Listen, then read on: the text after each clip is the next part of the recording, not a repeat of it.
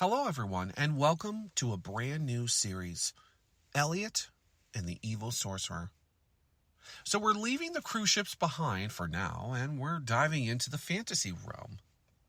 This is the Warlock series.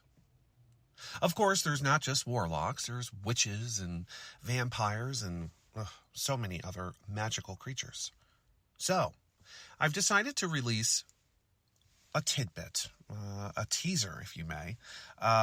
So hopefully everyone can listen to it and let me know what you think of it.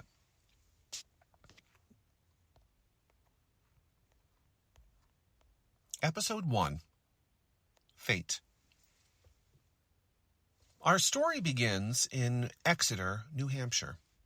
If you are unfamiliar with Exeter, New Hampshire, you will become familiar with it by the end of the story. Living in Exeter is Elliot Fairchild. Elliot is a 23-year-old recent graduate of the Seacoast School of Technology and currently is one of the librarians for the Exeter Library, located on the main street in town. You see, back in 1965, there was a UFO sighting in the neighboring town of Kensington, which brought a lot of mystery and debate as to whether or not it actually happened. Hearing about the news of a potential UFO sighting and how humans could be so gullible to think that there was actual extraterrestrial life made it easy for the paranormals to move right in. Paranormals, you ask? Well, paranormals are magical beings that could look just like you and me. However, there were witches, vampires, warlocks, and other creatures that we don't need to get into right now. What we need to do is focus on Elliot. Elliot, of course, is a warlock. He only recently found out because his aunt, who took him in when he was 7, after losing his mother, told him all about his father, the family line, and everything that it meant. At first, he didn't believe her. He had led a normal life, went to public schools, had friends, and now to learn that he has some magical powers with superhuman strength and abilities, she must be crazy. However, for the last 2 years, his aunt has been showing him the craft and spells and what he's able to really do. Mind you, magic is not permitted to be performed in front of humans, so this all has to be in the comfort of home. He's not the only paranormal. His 2 best friends, Allison and Derek, are also paranormals. Allison is a witch, and Derek is a vampire. It was revealed to Elliot on his 21st birthday that Allison and Derek were sent to watch over him, to become friends with him, to help guide and prepare him. At the time, this made no sense to Elliot, as Elliot was a reader. And this is the other reason why he became the librarian, as you would always find Elliot's nose stuck in a book, a fantasy book. So when Allison and Derek revealed themselves and their true nature as to why they were there, he was confused, as it clearly states in most, if not all, of his fantasy books that warlocks hunted witches, and vampires were their own, never really bothering with anyone else, and disliked wolves. So how is it that they're here to protect him and guide him? Is there more to this? But they haven't said. And to prepare him for what? All they say is that it's not time yet. Miss May, you borrowed that book last week, holding and reading the cover to the book that May placed on the counter. May Witherby was in her 70s and always in a chipper mood. Instead of dwelling on her husband's death, she now gardens.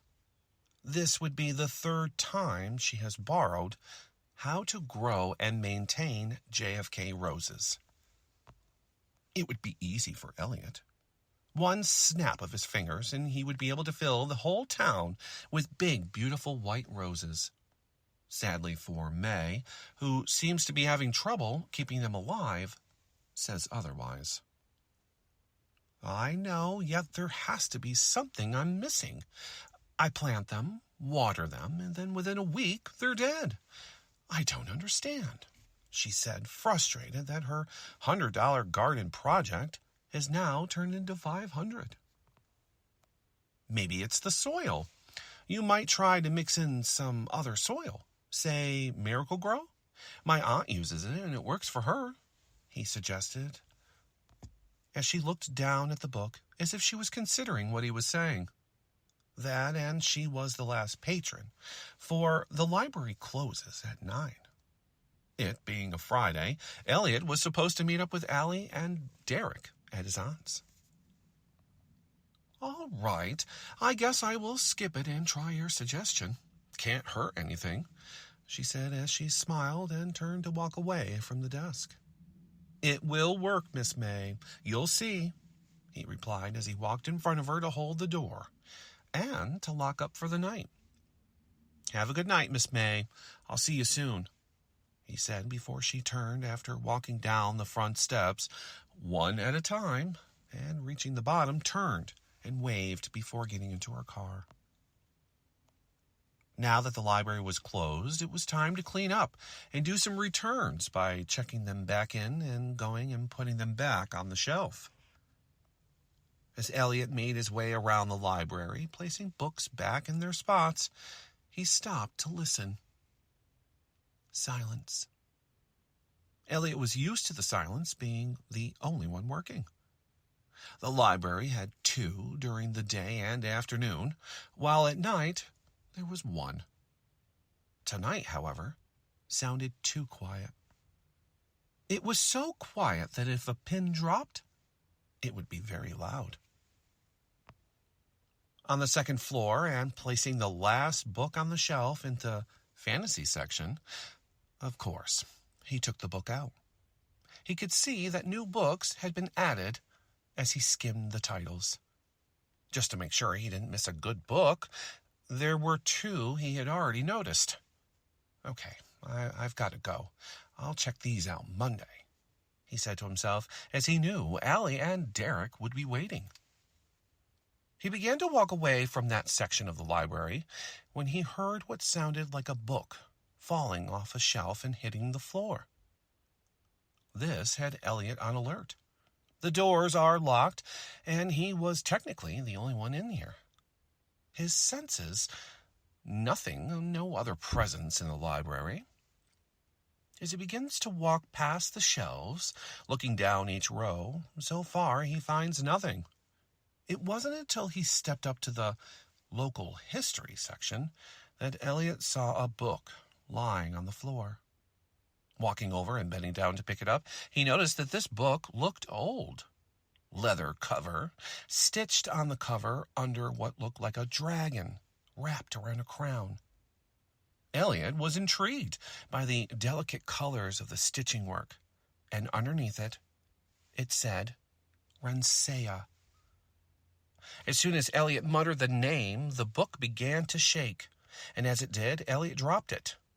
The book lit up as it opened, and the pages were flipping back and forth really fast until the pages flipped back slowly to reveal page 1. It was then that Elliot could feel a wave of emotions that felt like they were coming from the book. Warmth, comfort, desire, love, mixed in with sadness, loneliness, hurt, and pain. Yet, as he was going through all of these emotions, words appeared on the page. Hello, mate.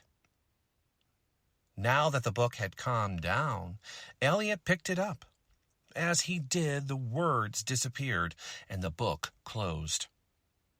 This has magic all over it. And what did it mean by mate?